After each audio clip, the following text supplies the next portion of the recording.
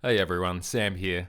I thought I would update you guys on where we are with Delirium after Pro Tour Final Fantasy. I didn't get a chance to stream, unfortunately. However, I thought I might hit you guys with this just before we get into the Spotlight series in Japan. So stick around, and we're just going to talk about Delirium and how to update it for the Final Fantasy standard meta. So let's just talk about the elephant in the room straight away. The top 8 of Pro Tour Final Fantasy was only 2 decks, even split between red deck wins and blue-red aggro. This is obviously going to reflect quite heavily on the meta going forward. However, I would just like to say as well that these aren't necessarily the best standard decks just because of this representation. The Pro Tour 16 rounds in the Swiss is 6 rounds of limited as well, and each one of these players did really well in the limited portion. So while we can doom a bit about red deck wins and blue-red aggro being a large part of this meta, and I don't think that's incorrect. I think that they will definitely be part of the meta going forward in a strong way. A lot of the best performing decks in the Swiss portion, in the constructed rounds, I mean to say, rather than the best performing players overall, were playing decks like Azorius Omniscience, some people on some of the black decks, and I think that we will start seeing more of these other deck lists that performed quite well in the Swiss portion of the Pro Tour come to the fore. That being said, it's going to be hard to convince people not to play these 2 decks as well, so we're going to update the deck list with this in mind, with the format going forward to be something like these 2 decks along with Omniscience, and then some of the black decks that interact quite well with blue-red cutter and red deck wins as our expected meta. So what new tools has Delirium got? In Final Fantasy, we saw the introduction of Terra Magical Adept, a really powerful card that mills 5 cards on entry as a 3-mana 4/2, and then you can return an enchantment milled this way into your hand. This is a nice way of replacing itself as well as activating Delirium. 5 cards is so many, and if you haven't played with it yet, it's a fun ride. So this card has been explored a lot in the online meta. You'll see results including Terra Magical Adept on Magic Online as well as Magic Arena, a powerful new 3-drop that offers you access to this new package. Additionally, Summon Brynhilda is a powerful 2-drop for the deck, a Saga Knight, but also an enchantment creature that kills itself eventually, but also replaces itself, offers you the chance to get more types into the graveyard quite easily. And this package has been seen around a lot, but also is quite interesting because it does change the deck somewhat as well. With the addition of Terra, you have these other 3 enchantments that I have at the bottom of the screen here. Hunter's Talent, Fear of Missing Out, which of course you're playing no matter what, and Outpace Oblivion that get slightly better as either sideboard or main deck inclusions. And I think that in this Terra sort of package, all of these cards get a little bit more synergy and enable the deck to go long a little bit easier. Even being able to use the trance ability on Terra to flip it into the large 6/6 Saga Wizard can be incredibly powerful and offers you another angle to close games.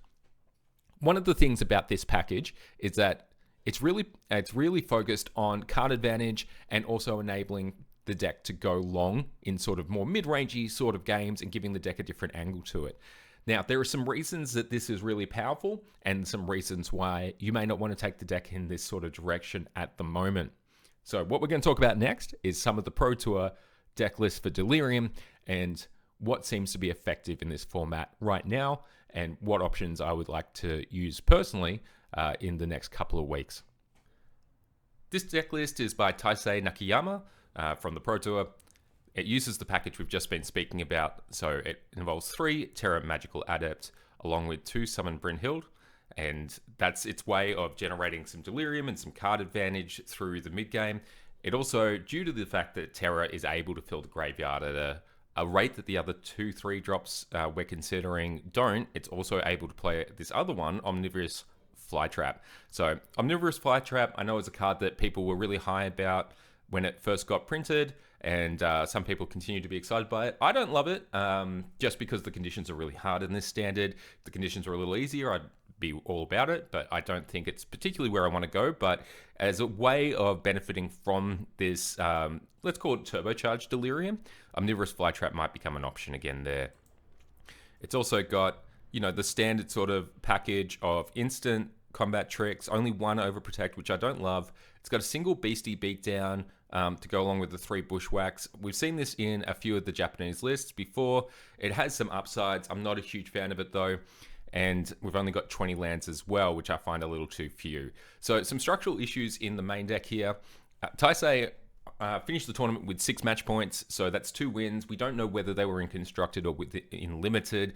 Generally speaking, if you only have 2 match wins, it means your limited's gone pretty poorly, which puts you in a rough position in terms of playing out the rest of day 1. So bad luck for Taisei on that one, but I'm sure that they'll be back and doing well again. The sideboard here is a little interesting as well, so let's just touch on that. So we've got 2 sort of once and future, meaningfully gives blue and black protection. So against the Dimir decks in the format, this is a card that I've seen in a handful of deck lists. It's not a card that I've given a lot of play to, so if anyone out there has more experience with this card as a sideboard choice, let us know. If you could shout out in the comments or wherever you can find me, I'd be happy to hear about that one. We've also got Suplex as a replacement to Abrade. It's a sorcery, so in some ways that's actually an upside in your deck list like this. It also exiles the card, so against threats like Unstoppable Slasher, this has a lot of upside that Abrade doesn't have. That can be quite interesting. The second deck list we have from the Pro Tour is by Lorenzo Bellettini. They've also finished with 6 match points. So in this case, not a great tournament in terms of results, but you never know how that's played out. So knowing the Pro Tour players, sometimes it's just a bit of bad luck. It's very hard to do well at the Pro Tour, and the skill levels are very even. So when you're analyzing deck lists, I would encourage people, sure, you can value wins in some of the differentiation between these deck lists, but a lot of the time, with such a small sample, like 3 deck lists in the entire tournament, which we have for Delirium, I would not overvalue the wins here and just think about how it positions against the rest of the meta instead. So this one's got a bit more of a position on creatures in the deck, and in terms of our 3 drops, which I'm using sort of to divide these deck lists, it's on the split of 3 Screaming Nemesis, 2 Tersa Lightshatter. As you guys know, this is the mix that I played previously. Now, I'm not sure that it actually needs to go this way anymore. There were some reasons that Screaming Nemesis was particularly good in the meta when it was a little bit more open. It's still very good against the 1-drop centric mono red and blue red decks. However, with the other options of Tersa and Terra being able to enable your Delirium a lot more consistently than Screaming Nemesis, there is a real value judgment of card quality versus enabler that you need to make at the 3-drop slot. So we'll talk about what my choices will be a little later on, but there are some structural issues with this deck list that I think could be improved upon. That I would prefer to go a different way with. So this one's got a few more 2-drops than the other deck lists. So it's still got Summon Brynhilds as 2 of without the terrors, which I'm not a big fan of. I think this card is very strong, but at the same time, you need to have a right mix of creatures and other spells in deck lists like this. And it is the worst of the 2-drops in this deck list. Well, maybe with the exception of Inti. Inti's an interesting card, but I cut it a long time ago. I'm not a big fan of it in the deck list like this, even though it's a strong card.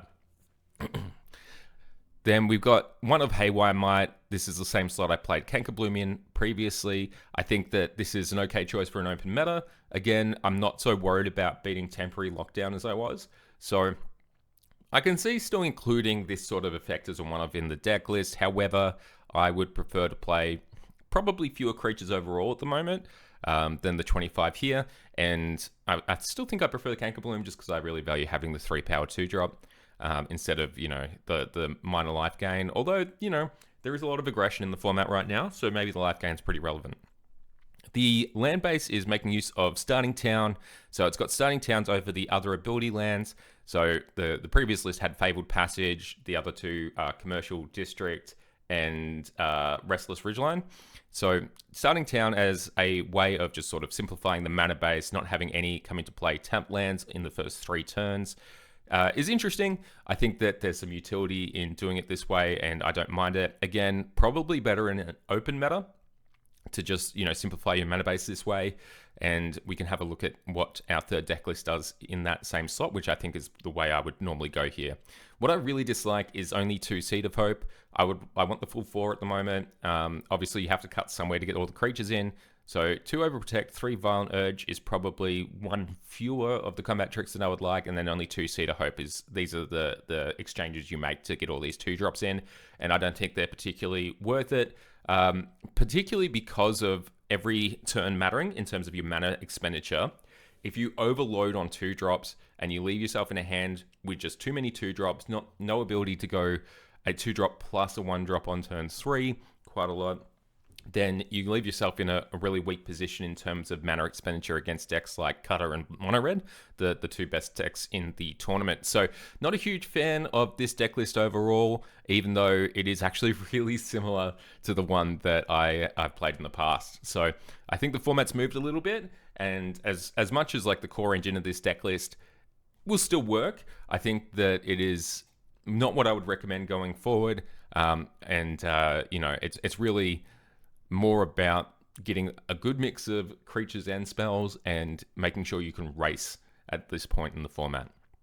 The sideboard is interesting as well. So we've got a single Spark Hunter, which I'm not a big fan of at the moment again. This is, again, more of the previous meta is where I would like this.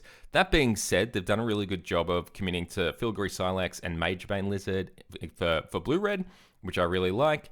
I'm not a huge Heritage Reclamation fan. I prefer Pawpatch Formation, but it's the same sort of slot, and they've got another Haywire Might as well, so a bit of a commitment there, which I don't mind. If you're going to go for it, you might as well go for it.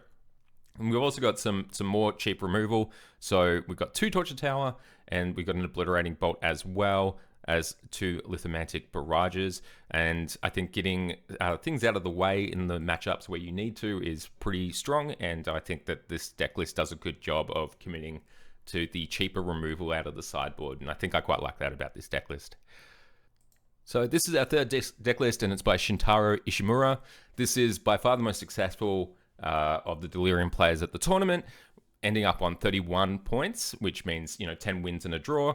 Now, obviously, there's a lot of limited involved in that. There's 6 rounds limited, but they've ended up at 35th overall with a good payout in money and the requal and everything like that. So good job, Shintaro.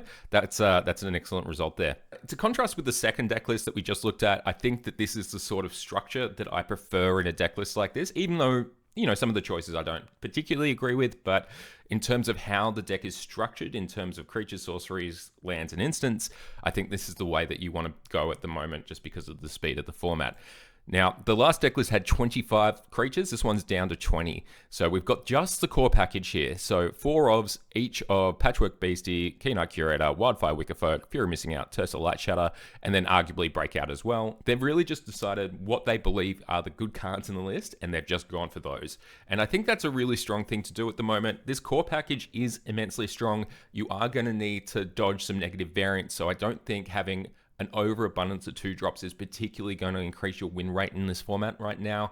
That 25 land package, 25 creature package, is probably better in a control heavy meta than it is in an aggro heavy meta. So I think something like this is where I prefer to be in terms of structure. At the same time, for Tersa Lightshatter is a lot of a commitment to it. I've not enjoyed having too many of these, despite the fact that the first one is really, really good and the card is incredibly powerful on curve. Having a full commitment to 4 of these may be a bit too many for me. Obviously, they allow you to discard extra ones in your hand, but in a creature light version like this, you don't often want to actually discard backup threats from your hand, and it can leave you in an awkward position should they not have removal, or should you discard the other Tersa Lightshatter, draw something that isn't a threat, and then they do have the removal, so it puts you in a slightly negative situation there. So I think I would still prefer to have a bit of a split here. I don't mind splitting Tersa and Terra, for example. Terra being a very strong card. You don't actually need that much support for Terra in the deck at the moment either. Just being able to hit Fear of Missing Out and having it do what it does is probably enough. But hey, far be it from me to criticize Shintaro. They've done really well at this tournament, so I think that's great. What they've done with the instance is also interesting. So we were previously on 3 Violent Urge and 1 Monstrous Rage. They've committed to the full 4 Violent Urge here. I think that the idea here, at least the way that I'm reading it, is that this is basically in all of your best draws. So you just play 4. And I think that's a really smart thing to do. And I also really like the commitment to 3 Overprotects in the main for a similar reason. Being able to trample through, kill early, protect your guides in some places as well is a way to race all these really fast decks in the meta. And I think this is the basic structure of how I would like to build these decks going forward.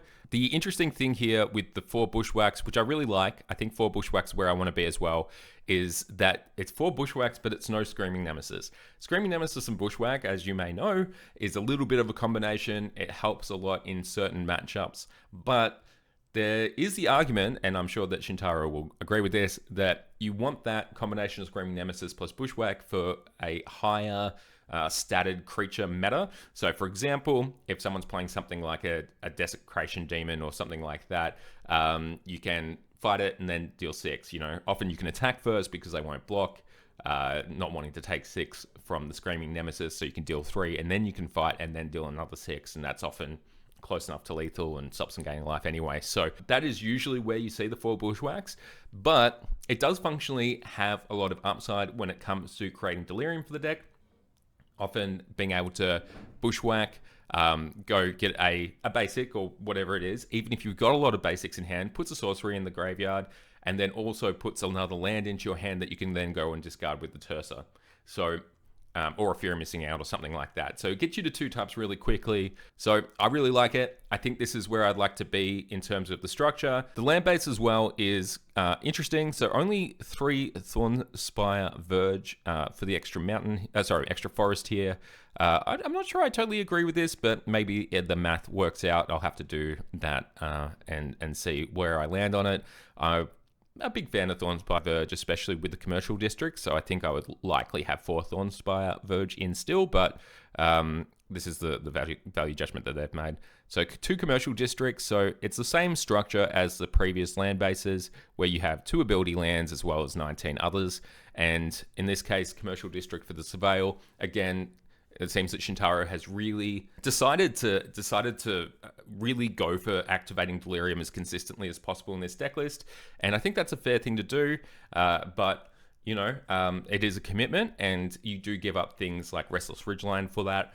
In this meta, I think that's totally fine. Restless Ridgeline is mostly good against control decks, so if this is the meta that you're playing into, the same one that appeared at the Pro Tour, I think that they've made the right judgment call there. The sideboard here is a little interesting. So we see the Twinmaw Stormbrood tech that a lot of the mono red decks went for is here as well. You can pick this up off Breakout as well as Seed of Hope. So having 2 of these as 2 roasts in your deck actually increases their frequency that you see them in your hands quite a lot. If you were back onto something like Terra, you could look at something like Outpace Oblivion, which is a little less efficient, but is also an enchantment. So those are the 2 cards that I would have a look at here. Both get hit by Seed of Hope, but this one getting hit by Breakout, especially when you're not playing Terra, is a huge upside, and I think that's a good call by them. Other than that, they're only on 1 Sunspine Links, which I don't love, but they've really committed to the meta that they think they're going into, and I think that's a good choice. It is supplemented by 2 Ren and Realmbreaker, which is very good against the slower decks in the format, perhaps better against the blue decks at the moment, the blue-white control decks at the moment. So I think that's a bit of a judgment call there. You could easily mix these slots as whatever you want to do against the mid-range or control deck lists in the format. We've got a Singleton Scrap Shooter. Scrap Shooter, I think, is very good at the moment. Unlike Cankerbloom and Haywire Might, this card is like quite a large threat on curve, even without needing to blow up an enchantment. So if you do have, let's say you're on the play or your opponent stumbles a little bit, this card is a lot better in those occasions. It is also just a 4/4. 4/4s are rather large in this format, and it does have reach. So I think this might be the choice right now with the more decided meta.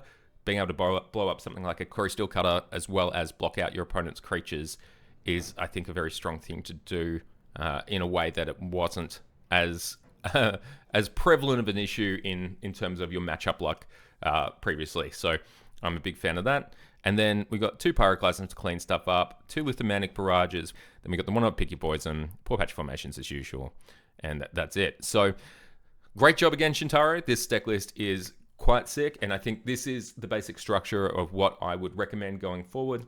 So let's go and have a look at what I would play. Here we have the deck list that I would play if I was at the Spotlight Series this weekend. Hopefully you guys can get some information out of this, or at least tell me where I'm wrong and make your own minds up from there. So Essentially, we've gone with a similar structure to Shintaro's deck list here. Most of the Delirium core package remains. The 3 drops are slightly changed though. So 2 Screaming Nemesis to go with 2 Tersa Lightshatter. One of the reasons I really like this deck list is that it has 4 Bushwhack in it. Bushwhack is a great way of removing something like a Vivi if they decide to tap out for a Vivi on 3 against you and you don't have a kill on board. Being able to combine a Bushwhack with something like a Keen-Eyed Curator or even a Patchwork Beastie to get it off the battlefield before it wrecks your entire life is a good way to go. Because of this, I've also put the Screaming Nemesis into the deck. Screaming Nemesis is, I think, a very good call for this weekend. One of the only deck lists other than, blue-red and mono-red that can compete in terms of power level and having enough decision points in terms of deck building to adapt to a meta like this are the black decks. And the black decks are normally quite bad against Screaming Nemesis if they're out of removal. Obviously, dies to Doomblade, but being able to combine a Bushwhack with a Screaming Nemesis in those matchups is really powerful, as well as it is just a fast creature and it stops us being too committed to Tersa. So that's the main deck. It's not super interesting, but we are going with the commercial districts and that split on the 3 drops. The sideboard is probably where the biggest changes come in. So we've got our 3 Pawpatch Formation. We're back to 2 Sunspine Links and we're picking up the Twinmaw Stormbrood tech. I think that card's really good at the moment and also, answers things like Vivi pretty efficiently, and you also have a simulated higher access to it because of things like Breakout in the deck list. We've got the one of Lithomantic Barrage rather than some deck lists play 2. I'm even love to play the first one. It is pretty limited in its application, but I think this meta is the right one for it. So we are playing 1 here. I just never want to see a second one. So after you remove something like a Drake Hatcher or a Vivi, I think that you don't really want the second one most games because you're trying to do your own aggressive stuff. So just 1 Lithomantic Barrage for that reason. The single Soul Guardian Lantern's pretty solid. It puts an artifact in your graveyard in addition to, disrupting things. So that's pretty good. A couple of Pyroclasms and a couple of Suplexes. So that is a change that we have made. So we've gone to Suplex, not only because it is somewhat of an abrade, which is good, but the exile clause on this is really powerful. Again, Unstoppable Slasher gets exiled. Enduring Curiosity might be a card that picks up some play over the weekend, given it is pretty good into the aggro deck. If you want to get rid of an Enduring Curiosity permanently, this is a great card for that. Also answers Vivi on curve. Should they, again, tap out for it and put you in a position where you are answer this or dead. So we do miss having, an instant speed spell here in some ways, but I do think that the exile clause will be really relevant for the weekend. So we've gone for this one instead. And we've also got a single Cankerbloom and a single Scrap Shooter. So Scrap Shooter and Cankerbloom in the sideboard. These, again, are mostly for temporary lockdown decks. I don't think Omniscience is going anywhere. Now, we've got a bunch of other answers for it, like the Soul Guide Lantern and Pawpatch Formation. But in terms of answering exactly temporary lockdown rather than combination itself, we do want a reasonable amount of threats that can also potentially answer their removal spells. Being able to unlock your board from under a temporary lockdown can be really important to keep the pressure up in that matchup. So we've gone for quite a few interactive spells there as well. So that's the deck list. Hopefully you guys get some value out of that. Let me know in the comments what changes you would make. And that's what we would be playing. Should we be going to the Spotlight Series, which, I don't have the opportunity to, but I'll be really looking for our Delirium players there over the weekend. Thanks so much, guys. I've been Sam, and we'll see you all next time.